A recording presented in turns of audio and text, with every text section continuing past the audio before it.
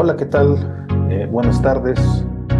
Mi nombre es Joaquín Ordóñez, soy profesor investigador de tiempo completo de la Facultad de Derecho de la Universidad Autónoma del Estado. Y en esta ocasión voy a darles una plática, una pequeña charla acerca del tema de la ciudadanía y la democracia, que es un tema por demás importante e interesante, sobre todo en los tiempos actuales en los que por supuesto, la democracia tiene un impacto bastante importante.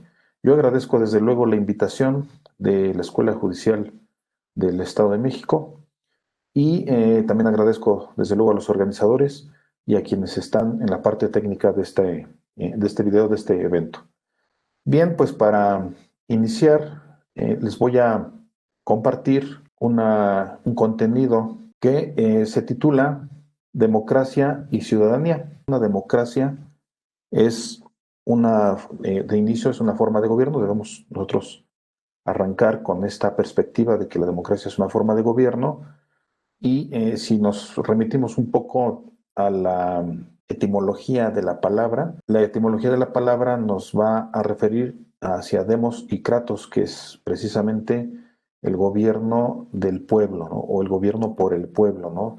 Incluso también recordando aquella famosa frase de que la democracia es un gobierno del pueblo, para el pueblo y por el pueblo, ¿no? Es una frase que ya se ha vuelto famosa y una frase, un lema ya también de prácticamente de los países o de los estados democráticos en la actualidad. Pero de inicio, bueno, tenemos que la democracia es una forma de gobierno en la que precisamente el gobierno se forma o se conforma, se integra precisamente por la decisión de las personas o de los ciudadanos de un Estado. Se forma con los ciudadanos, la decisión, con el voto de los ciudadanos, con la expresión de la voluntad de los ciudadanos y esta democracia, por supuesto, como forma de gobierno, hace alusión a una serie de características que ahora vamos a ver y a una serie de circunstancias o de situaciones que están relacionadas, por supuesto, con el ciudadano. Pero también la democracia se ha considerado que es una forma de vida. De hecho, nuestra constitución, la constitución política de los Estados Unidos mexicanos, en su artículo tercero establece que la democracia es además una forma de vida, ¿no? Que no solamente es una forma de gobierno o una estructura política, sino que además es una forma de vida. Y como forma de vida, es también una forma, una manera de proceder del ciudadano, pero no solo del ciudadano, sino también del gobernante o también de aquellos quienes detentan el poder público. Es una forma, una manera de proceder en todos los ámbitos de la vida, ¿no? Es una forma de vida, no solamente una forma de gobierno. Y de esta manera nosotros vemos que, o podemos observar que la democracia debe impregnar o debe permear en otros ámbitos de la vida del ser humano, ¿no? Y debe permear, por ejemplo, en la educación, en el aspecto laboral, en el aspecto social, en el aspecto político. Y así vemos que se ha hablado, por ejemplo, de democratización en la política, de democratización en la educación, de democratización social o de democracia social, por ejemplo, de democracia económica, por ejemplo. De tal manera que la democracia es entonces, pues, un aspecto que no solamente tiene su impacto desde el punto de vista gubernamental, sino también desde el punto de vista cotidiano. Es ahí la importancia de la democracia.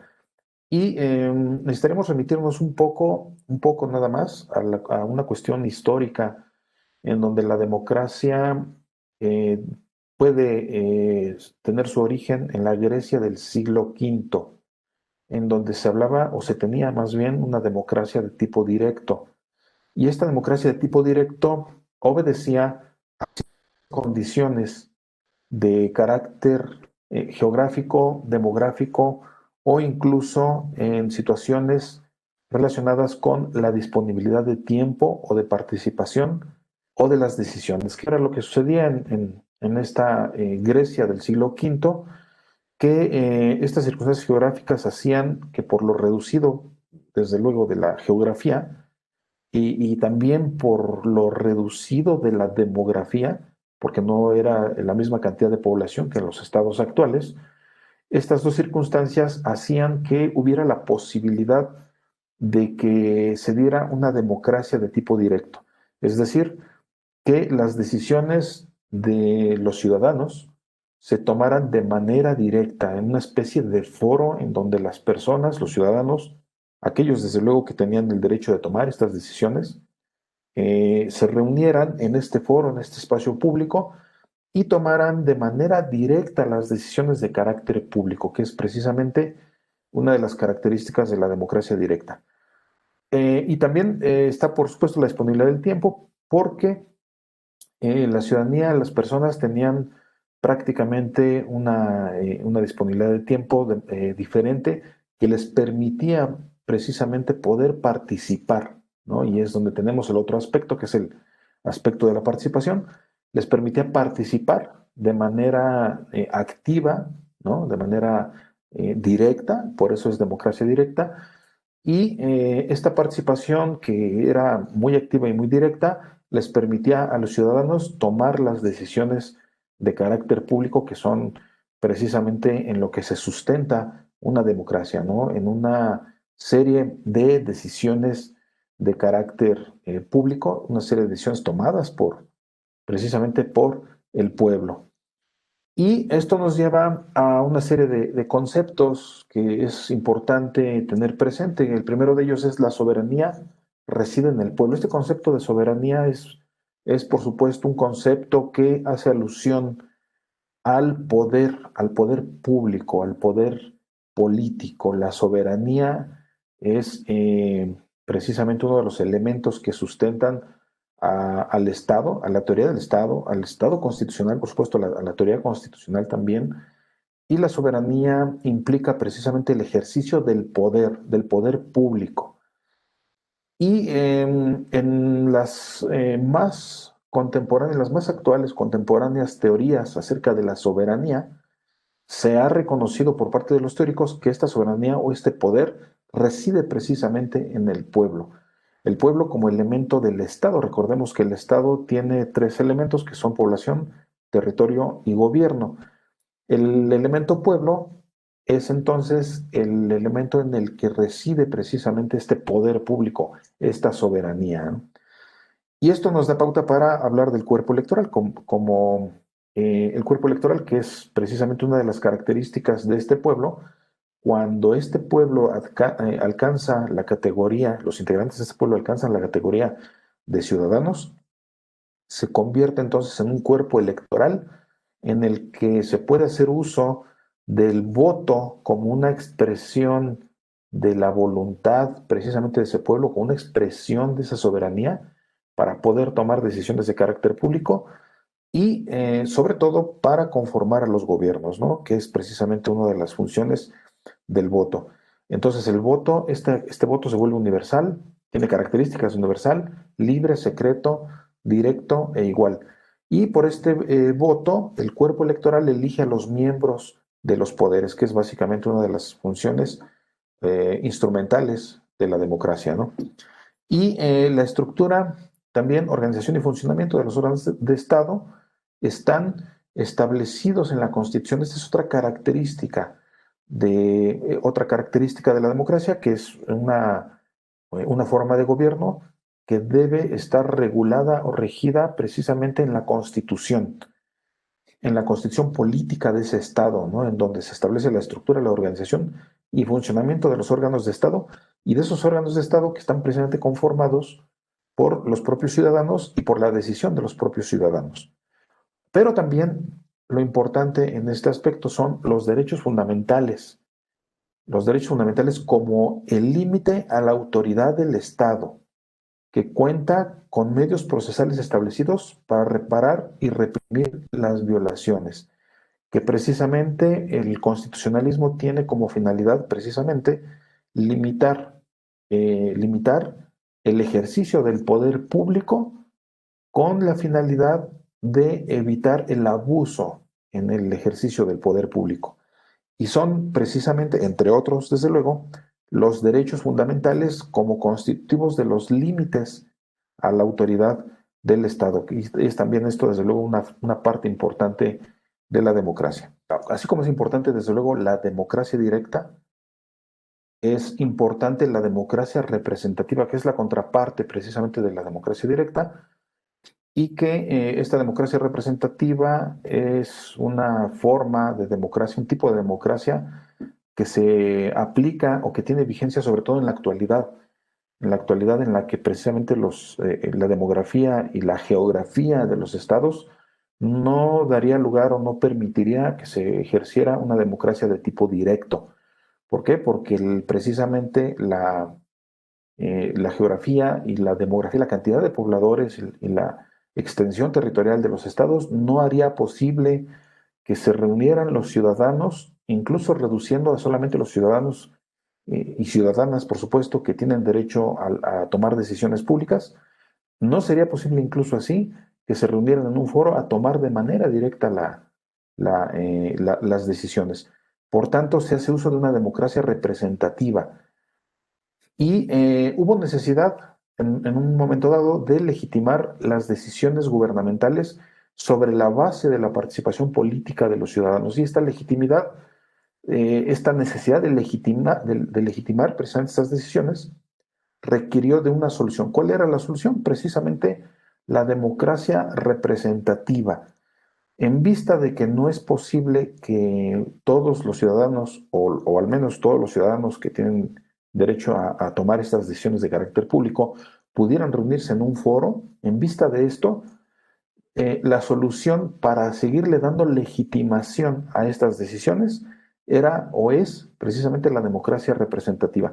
Este problema de darle legitimidad a las decisiones no se presenta en una democracia directa, porque precisamente la característica de directo permite que en el mismo foro se reúna una cantidad, prácticamente la cantidad total de las personas que pueden tomar las decisiones, y esto le da o lo dota, desde luego, de una legitimidad, lo que no sucede en la democracia representativa. Eh, por eso tenemos que la democracia, ya había yo comentado hace un momento, al inicio de esta plática, que la democracia es un demos y un kratos, ¿no? Un demos porque es el pueblo el que precisamente tiene el poder o la soberanía, ¿no? Es el titular de la soberanía, y esto le da a un estado democrático, le da el carácter de forma de gobierno, en donde el pueblo precisamente tiene el poder o tiene la facultad o la atribución de tomar las decisiones de carácter público. Y el ciudadano tiene precisamente un origen que es el origen tiene su origen en las cívitas o en la polis, en las cívitas o en la polis, ¿no? En la polis griega o en las cívitas romana. Ambos conceptos aluden al significado de ciudad. Tanto cívitas como polis significan ciudad.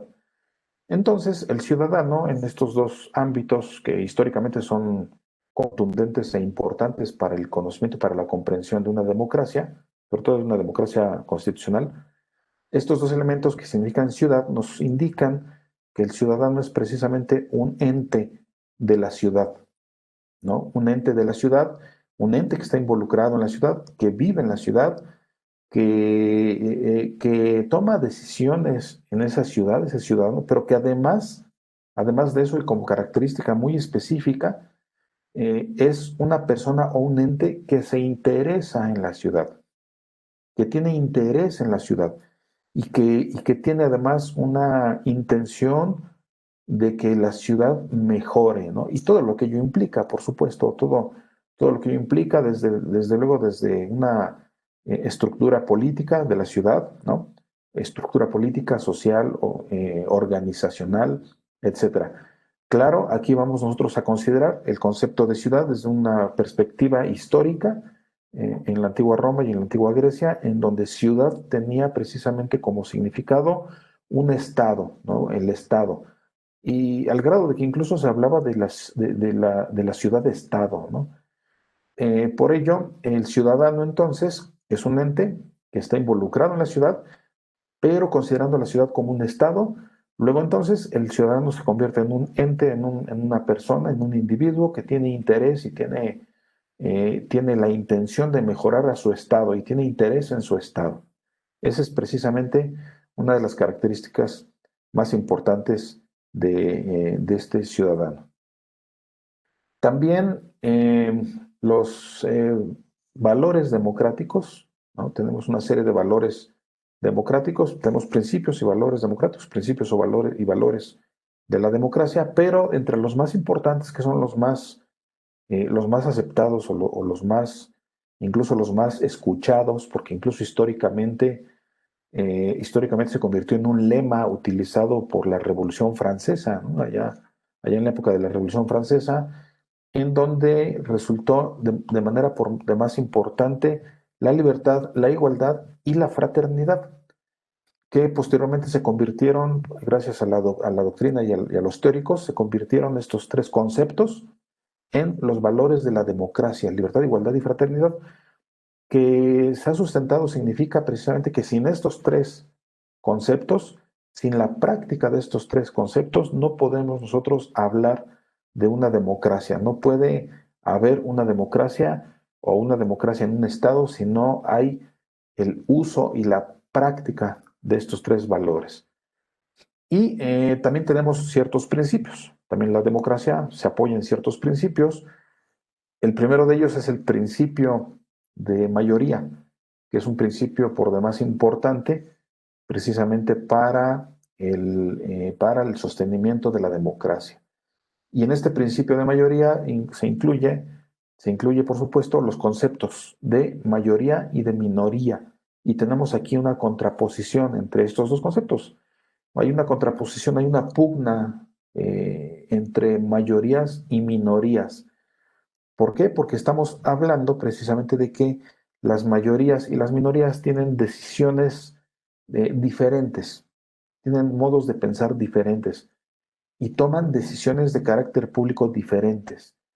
De tal manera que este principio de mayoría, en su carácter de instrumento de la democracia para tomar las decisiones, nos provoca o nos da como consecuencia una pugna entre mayorías y minorías precisamente. Otro principio que también está incluido en la democracia, en la teoría de la democracia, es el principio de pluralidad. Este principio de pluralidad, que significa que debe haber una diversidad, una variedad de ideologías, una variedad de posturas, debe haber diferencia en las opiniones, en los modos de pensar. Esto incluso históricamente se ha considerado como algo necesario para el avance, el progreso y la evolución de una democracia, ¿no? Que haya disidencia precisamente. El principio de pluralidad significa disidencia, ¿no? Que implica la posibilidad, incluso el derecho, incluso no solo la posibilidad, sino el derecho que tenemos las personas, que tenemos los ciudadanos a disentir de la postura de los demás ciudadanos. Tenemos derecho a disentir, tenemos derecho a discrepar de lo que las demás personas o los demás ciudadanos consideran o de las posturas de los demás ciudadanos, ¿no? Este derecho a disentir, que es precisamente sustentado por la pluralidad y que significa que hay una o que debe haber una diversidad de puntos de vista, de posturas y de ideologías. Y también entra otro principio, que es el principio de la tolerancia, que este principio implica precisamente tener el respeto, ¿no? Respetar la disidencia, respetar los puntos de vista diferentes. No porque alguien opine diferente, no significa que no debamos de respetarlo. A lo mejor no acepto su punto de vista porque somos disidentes. A lo mejor no lo comparto, no lo compartimos ese punto de vista o esa postura o esa ideología, no la comparto, pero la respeto. Ese es precisamente en lo que consiste estos dos principios de la democracia, tanto la tolerancia como la disidencia, que hay una pluralidad de posturas, hay una diferencia en las posturas, tenemos derecho a disentir y también tenemos derecho a respetar, tenemos derecho a que sea respetada nuestra postura diferente, pero también tenemos la obligación, desde un punto de vista correlativo, tenemos también la obligación de respetar el punto de vista diferente de las personas. no de compartirlo, pero sí de respetarlo, ¿no? Y entonces, esto nos lleva a otro concepto, que es el concepto del ámbito de lo negociable. El ámbito de lo negociable, que lo vamos a ver un poquito más adelante. Eh, Volviendo un poco al principio de mayoría, este principio de mayoría que ya dijimos que es un instrumento que se utiliza para la toma de decisiones en una democracia, porque precisamente la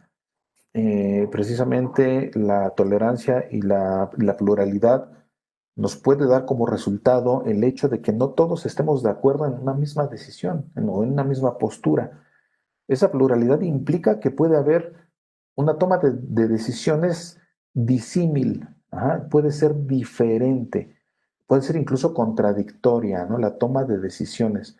¿Qué es lo que debemos hacer o qué instrumento podemos utilizar entonces para tomar una decisión de carácter público en donde hay un cuerpo decisor como el pueblo que puede tener ideologías diferentes? ¿Cuál es el instrumento? Precisamente el principio de mayoría. Por este principio de mayoría podemos nosotros tomar una decisión y el principio de mayoría dice precisamente, en términos muy generales, dice o establece que, que el mayor número de personas que tomen una misma decisión es la decisión que se toma. Este principio de mayoría se convierte entonces en un aspecto cuantitativo, de carácter cuantitativo, en donde la cantidad de personas que toman una decisión es lo que importa, la cantidad es la que importa. ¿Cuáles son las razones que sustentan este principio de mayoría? Porque de pronto puede haber alguna postura teórica que ataque este elemento o este concepto cuantitativo, ¿no? Contrastándolo con alguna cuestión cualitativa, ¿no? Dicen, hay una postura, por ejemplo, que dice que es mejor lo cualitativo que lo cuantitativo. Es mejor la calidad que la cantidad. Y precisamente el principio de mayoría se basa en la cantidad. Pero bueno, ¿cuáles son las razones por las que este elemento cuantitativo resulta importante para la democracia y para la toma de decisiones de carácter público? Son dos razones. Dos razones. Tenemos una razón utilitarista y una razón epistémica, de carácter epistémico. La razón utilitarista dice que la satisfacción de las preferencias de la mayoría asegura una mayor cantidad de felicidad social. Esta es una postura utilitarista, como se puede percibir.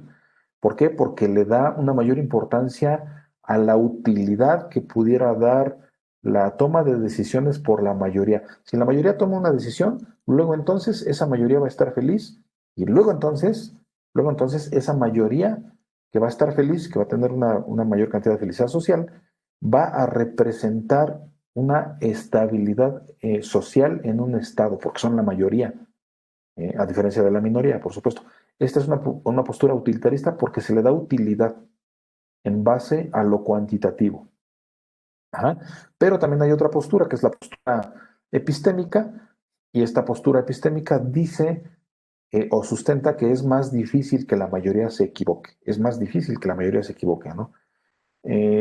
Esta postura de carácter epistémico no hace alusión a a una cuestión de utilidad, no le interesa cuántos son felices o cuántos no son felices con la decisión que se toma, no le interesa esta postura de carácter utilitario, sino que más bien trata de sustentarlo en una razón de carácter filosófico epistémico, diciendo que es más difícil que la mayoría se equivoque, ¿no? Si son muchos, es más probable que tengan razón. Si son muchos los que toman una decisión, es más probable que tengan razón. ¿Por qué? Por la cantidad, ¿no? Es más probable que muchos tengan razón y es más probable que los pocos o que las minorías se equivoquen. Estas son dos posturas que se han sustentado. Sin embargo, haciendo alusión a la postura o a la razón de carácter epistémico, hay un contraargumento que dice que la verdad de la decisión votada depende de valores objetivos, no de circunstancias numéricas. Esto, desde luego, contrarresta la postura que dice que entre más cantidad de personas sean las que tomen una decisión, menos se pueden equivocar. Esto lo contrarresta. ¿Por qué? Porque la decisión votada o la verdad de la decisión votada lo adecuado o lo correcto de una decisión que se vote no depende de la cantidad o de circunstancias numéricas, sino que depende de cuestiones o de valores de carácter objetivo, ¿no? ¿Qué nos está diciendo esta postura? Que sí, sí es posible que la mayoría se equivoque, que no necesariamente porque son muchos, no necesariamente porque sean muchos, estos muchos tengan la razón o estén en lo correcto en su decisión. Puede ser que se equivoquen. ¿Por qué? Porque el carácter correcto o el carácter de veracidad de la decisión tomada depende de circunstancias objetivas y no de la cantidad de personas que toma estas decisiones. Después pasamos a un concepto que es el concepto de la voluntad general. La voluntad general, que es precisamente la que toma las decisiones en base a este principio de mayoría, que es un principio cuantitativo, es un elemento de carácter cuantitativo, ¿no? Que es básicamente un aspecto matemático, ¿no? O cuantitativo. Esto se traduce en una voluntad general. Cuando la mayoría toma una decisión, esta decisión se traduce en la expresión de una voluntad general, que está, por supuesto, integrada por voluntades individuales, por un cúmulo de voluntades individuales. Y estas voluntades individuales hacen alusión a un elemento importante en la democracia, que es el elemento de la ciudadanía. Y si hacemos alusión, por supuesto, a la raíz etimológica que ya habíamos comentado hace un momento, de democracia, demos significa pueblo, pueblo, y precisamente la ciudadanía surge de ese pueblo, ¿no? Específicamente surge de ese pueblo. Aunque la ciudadanía, bueno, cuenta con otras características cualitativas que la hacen tener la posibilidad o la atribución de poder tomar una decisión de carácter público a través de la expresión de la voluntad, a través de un voto o de un sufragio, y estas características lo convierten en un ciudadano y lo convierten en un elemento de suma importancia para la democracia.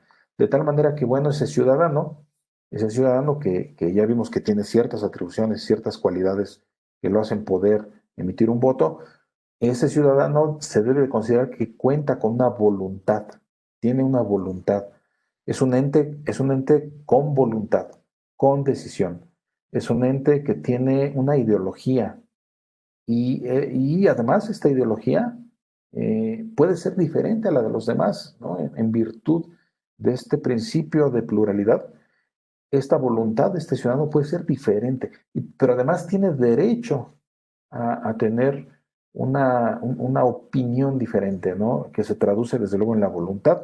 Y esta voluntad que si nosotros lo vemos desde una perspectiva si lo vemos desde una perspectiva interior, esta voluntad permanece mentalmente en el ciudadano hasta que la expresa, ¿no? Hasta que la exterioriza. En el momento en el que esa voluntad es exteriorizada para tomar una decisión de carácter público y para conformar un gobierno en un Estado democrático, se convierte, o más bien tiene que traducirse en un voto, en la emisión de un voto. Esa voluntad que tiene el ciudadano, entonces, se puede contar o se puede medir o se puede conocer a través de que la exprese por medio de un voto. Y el voto se vuelve entonces un instrumento de expresión de la voluntad, ese instrumento de expresión de la voluntad. Y entonces la voluntad general ya dijimos que es la ciudadanía y que está conformada por voluntades individuales, ¿no? Voluntades individuales. Y esta voluntad general se manifiesta en una elección o se expresa a través de una elección y a través del principio de mayoría, que ya dijimos que es un instrumento para poder determinar la decisión que se adopta, es un instrumento cuantitativo, ya lo dijimos, y esta voluntad general que se expresa en una elección se debe expresar también a través de la jornada electoral, que es a través del sufragio, ¿no? La jornada electoral, que todos sabemos que es un día que está específicamente determinado, específicamente designado legalmente eh, para que ese día los ciudadanos emitan o expresen su voluntad a través de un sufragio o de un voto que precisamente es lo que nos ayudaría a decir o a decidir cuál es precisamente la mejor solución o la mejor decisión.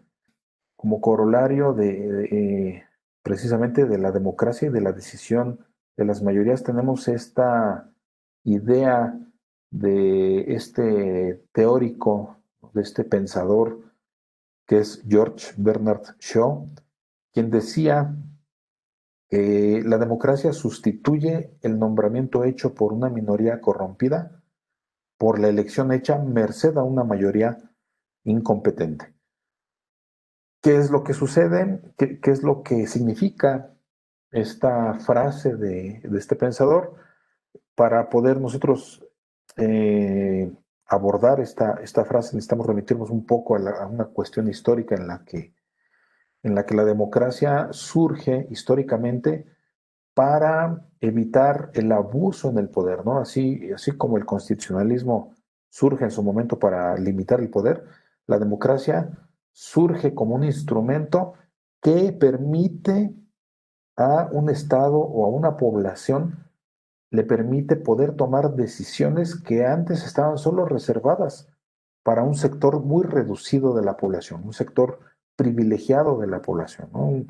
Estaba solamente reservado para unas cuantas personas, unas pocas personas. Estas decisiones de carácter público estaban reservadas solamente para unas cuantas personas, que eran precisamente los que detentaban el poder, y la otra mayoría, la que no podía tomar esas decisiones, se veía afectada por el abuso en el ejercicio del poder de estas personas o de estos individuos que detentaban el poder público. Entonces la democracia surge como una forma de contrarrestar este abuso en el ejercicio del poder, y entonces los papeles adoptan se invierten, adoptan una postura diferente y se invierten. Y ahora las decisiones, por virtud de la democracia, las decisiones deben ser tomadas por la mayoría, ¿no? Entonces tenemos históricamente dos cuestiones o dos elementos. Una minoría corrompida, que son los que han históricamente abusado del poder, pero por otro lado, de acuerdo al pensamiento de este autor, por otro lado tenemos el concepto de mayoría, que de acuerdo también a algunas otras posturas de algunos otros teóricos, la mayoría de pronto se puede convertir en una mayoría incompetente, en una mayoría no apta para tomar decisiones de carácter público, ¿no? De pronto los teóricos de la democracia, incluido por supuesto George Bernard Shaw, se hacen una pregunta que puede resultar interesante. Se hacen la pregunta de que ¿por qué se le permite a la mayoría que es una mayoría incompetente, o que es una mayoría no preparada o no apta para tomar decisiones? ¿Por qué se le permite a esta mayoría tomar decisiones tan importantes como las decisiones públicas, ¿no? Y entonces, por eso esta frase adopta esta posición de que la democracia sustituye el nombramiento hecho por una minoría corrompida, ¿no? O sea, las decisiones que esa minoría corrompida, esa aristocracia tal vez, ¿no? Esa monarquía que históricamente abusó del poder. ¿Por qué la democracia, por qué? Porque hacen uso de ese poder y abusan de ese poder. Dice entonces, la democracia sustituye el abuso de ese poder ejercido por esa minoría, pero ahora lo sustituye por una elección que se hace por una mayoría que ahora es una mayoría incompetente. Y entonces aquí este autor se conoce por ser uno de los varios que existen, de los varios detractores de la democracia, sustentando precisamente este aspecto, que es un aspecto que representa una debilidad de la democracia. Y por eso también lo lleva a decir que la democracia es el proceso que garantiza que no seamos gobernados mejor de lo que nos merecemos.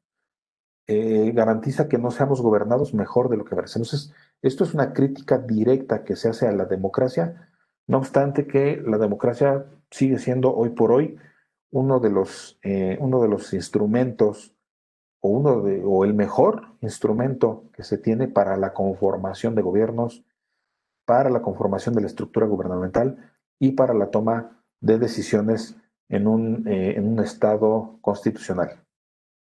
Esto nos lleva a un concepto también, un concepto de campaña, el concepto de campaña, ¿no? Que es precisamente un concepto importante en la toma de decisiones y en la conformación de gobiernos, ¿no?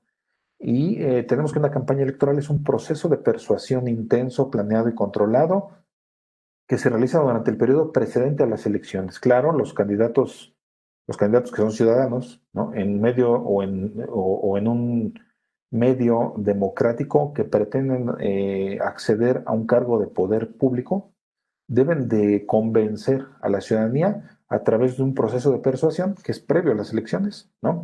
Y que tiene precisamente el propósito de influir en la voluntad general, influir en la decisión de los electores, de los ciudadanos, a la hora de emitir el voto, ¿no? Esta campaña se erige en una forma de comunicación política que es persuasiva. Esta forma de comunicación política que es básicamente un, una, un instrumento que se utiliza por aquellos que quieren detentar el poder público, y esto hace alusión a los medios de comunicación. Eh, y por eso es importante revisar qué son los medios de comunicación, que son, dice, la manera como las personas se enteran de lo que sucede a su alrededor. Los medios de comunicación son importantes porque les dan la posibilidad a las personas, a los ciudadanos, por supuesto, en esta democracia, les dan la posibilidad de enterarse de lo que sucede a su alrededor. Los medios de comunicación son la representación física de la comunicación, ¿no? Es la manera en la que se pueden llevar los hechos al conocimiento de las personas, al conocimiento de los ciudadanos.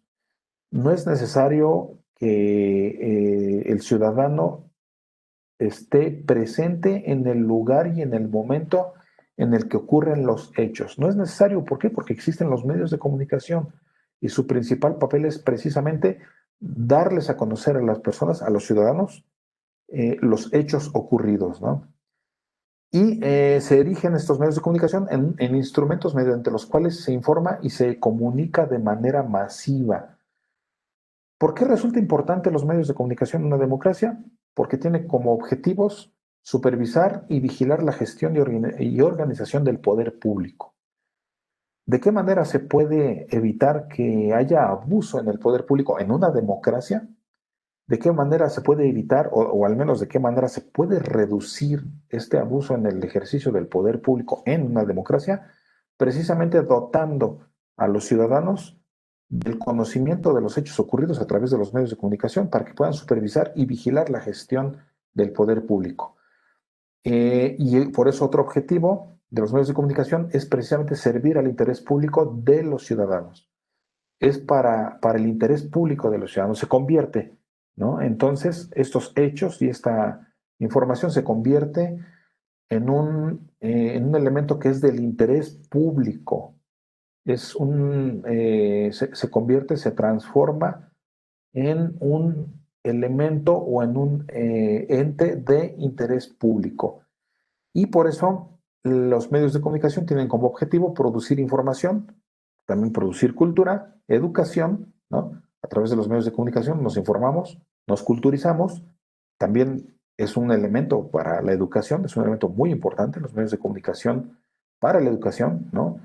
También entretenimiento, bueno, esto es un poco accesorio, pero bueno, también es un aspecto para el entretenimiento, pero sobre todo, es para contribuir a la formación de una cultura cívica.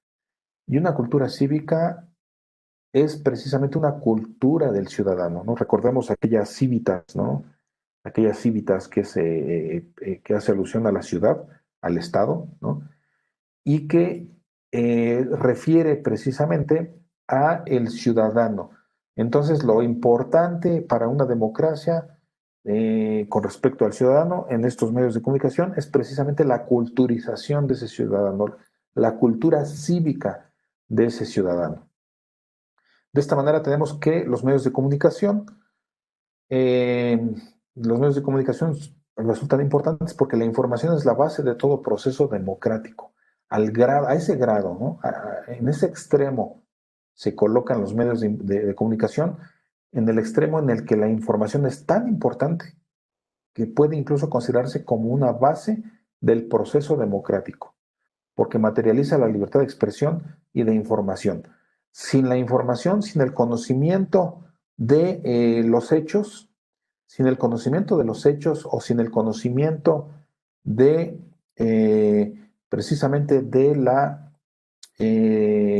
lo que ocurre en un estado, sin el conocimiento de lo que ocurre en un estado o de lo que ocurre en el gobierno, no es posible que haya un control de este gobierno y no es posible que haya una democracia, porque la democracia también implica libertad de expresión, implica derecho a la información, implica, por supuesto, diálogo, ¿no? Diálogo, discusión, contrastación de las ideas, e implica también esto que ya habíamos hablado hace un momento, que se había mencionado, que es precisamente la posibilidad de que los ciudadanos tengan opiniones o posturas diferentes, la posibilidad de disentir precisamente, ¿no?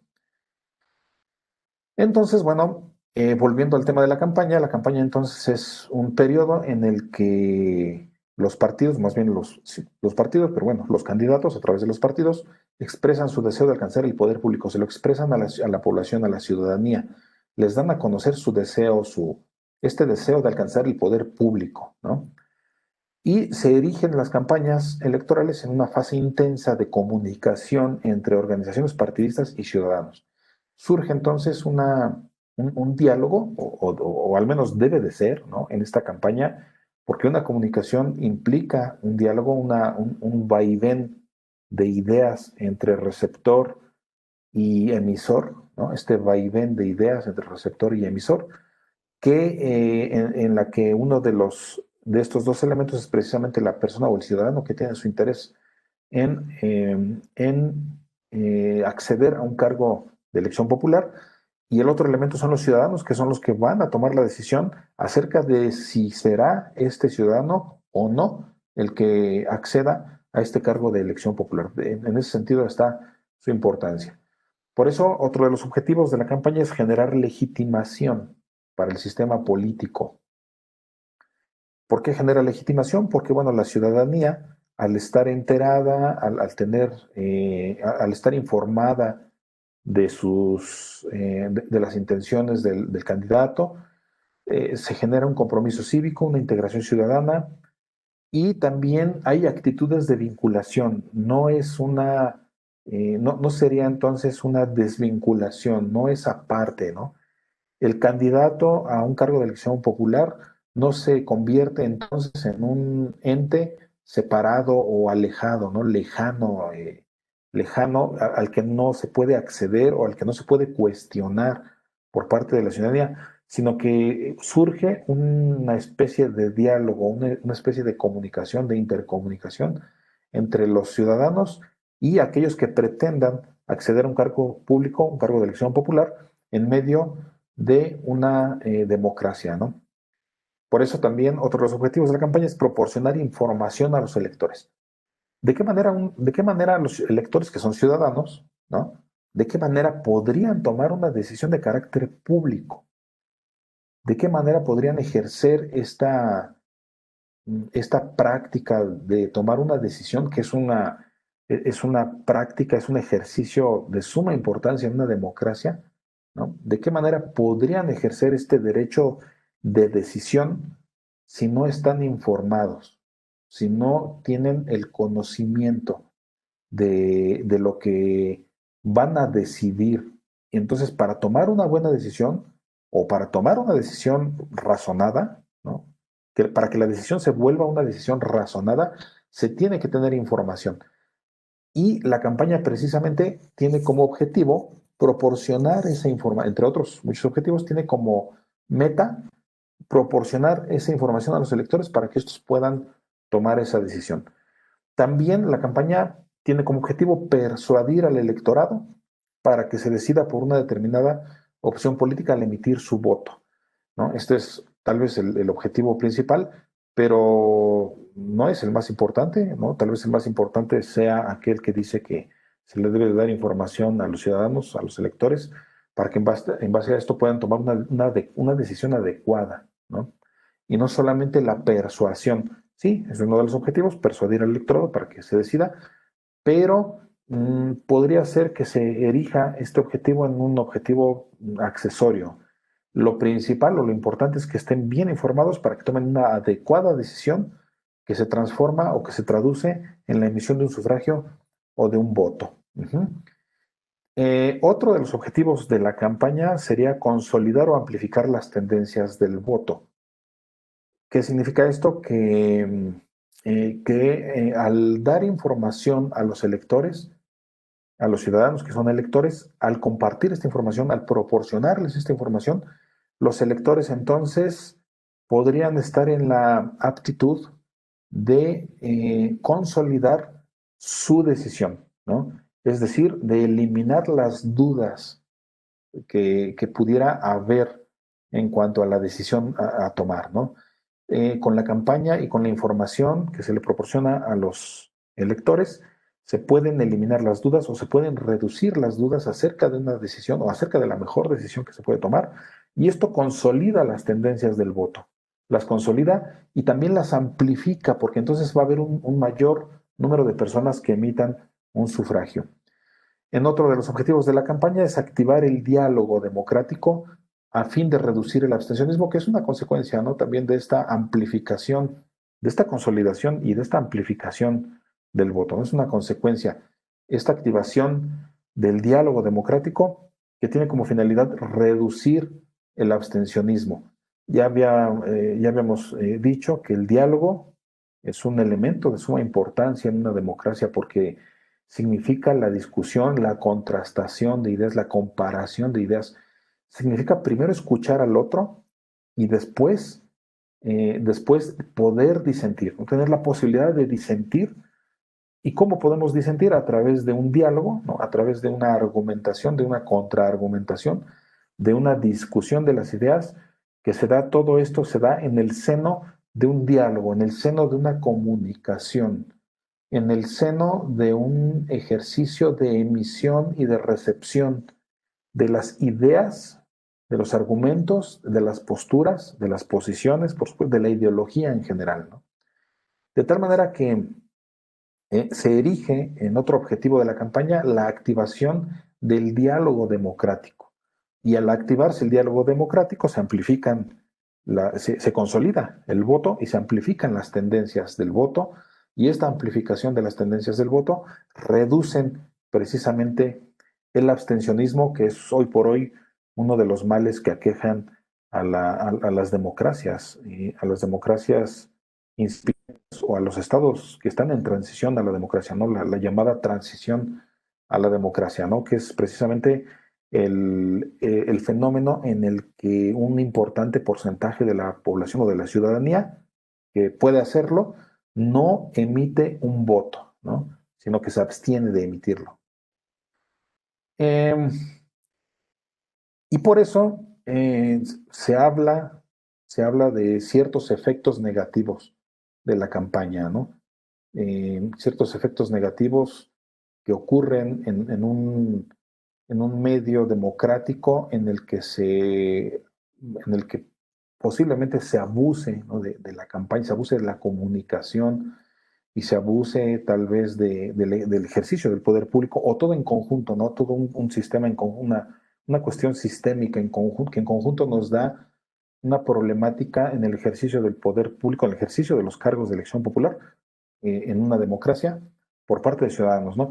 ¿Cuáles serían estos efectos negativos que son los más impactantes de acuerdo a lo que sea, a lo que incluso a lo que se ha visto en las últimas elecciones, no solo en México, sino a nivel Latinoamérica, por ejemplo? Es precisamente apatía, ¿no? La apatía, la manipulación, el rechazo o la desconfianza, ¿no? Hay una desconfianza que se genera en el electorado y se convierte en un rechazo, en una apatía, ¿no? Que se generan o que son producto precisamente de el abuso en el ejercicio del poder, y todo esto nos conlleva específicamente a la reducción en la participación del ciudadano en la democracia, ¿no? El ciudadano, entonces, que es el elemento más importante, ya habíamos dicho, es el elemento más importante de una democracia, se vuelve entonces en un ente apático, en un ente que rechaza y que desconfía de la democracia y de los instrumentos democráticos como el instrumento comicial, como el instrumento de las elecciones. Y esto finalmente, ¿no? En última instancia, se traduce en una abstención electoral, que es un aspecto o que es un fenómeno que hoy por hoy golpea de manera decisiva a las democracias incipientes. Pero también existen efectos positivos de la campaña, que son efectos positivos que se generan gracias a esa comunicación, gracias a esa liga que la comunicación proporciona o que la comunicación crea entre el ciudadano y el gobierno, ¿no? En una democracia, entre el demos y el kratos, ¿no? Esa liga que se genera por esa comunicación, por ese diálogo, y se genera entre el demos y el kratos, entre el pueblo y el gobierno. ¿Cuáles son esos efectos positivos? Son precisamente la legitimación, en primer término. La legitimación. ¿Por qué? Porque entonces, gracias a la legitimación, el pueblo o la ciudadanía va a aceptar precisamente, va a aceptar el cargo público, al detentador del cargo público, tal vez al ganador de la elección, va a aceptar al que toma las decisiones públicas en representación del pueblo, y lo va a hacer porque precisamente previamente a su elección, hubo un diálogo, hubo una comunicación y hubo un lazo, una liga que se estableció entre el ciudadano y el gobierno, ¿no? Entre el demos y el kratos. Gracias a la información, que es este diálogo, genera este diálogo que hace posible que haya una contrastación de las ideas y hace posible el derecho de disentir. Y el efecto positivo, quizá el efecto positivo más importante, o uno de los más importantes, sea la posibilidad de tomar una decisión, ¿no? De que el ciudadano decida, de que el ciudadano adopte una decisión y que la traduzca en una expresión de su voluntad, que se respete esa decisión y que esa decisión se traduzca en una expresión de la voluntad y que se traduzca en una emisión de un voto o en una emisión de un sufragio, ¿no? Y por supuesto, en una participación del ciudadano. Significa entonces que va a haber una mayor y más decisiva participación de un mayor número de ciudadanos, un mayor número de personas que son las que emitirían o expresarían su decisión, su pensamiento, su ideología, y esto finalmente haría que se reforzara la orientación política de los ciudadanos, ¿no? Habría entonces un reforzamiento y habría entonces cada vez más, en el uso adecuado de estos medios de comunicación, en el uso adecuado de esta información y de este diálogo, sería cada vez más posible que los principios y los valores de la democracia, como la libertad, la igualdad y la fraternidad, por supuesto, o como el principio de mayoría, el principio de tolerancia, el principio de pluralidad, cada día más, cada vez más se pudieran reforzar y se pudieran ir reforzando y se pudieran ir aplicando. Y con esto, en última instancia, se podría ir reforzando cada vez más la democracia. Sería cada vez más una democracia que está sustentada, que estaría sustentada en el ciudadano, en el pueblo, en el demos, que es el pueblo, que son los ciudadanos, y este demos estaría entonces cada vez más accediendo o relacionándose, involucrándose en un gobierno. en un kratos.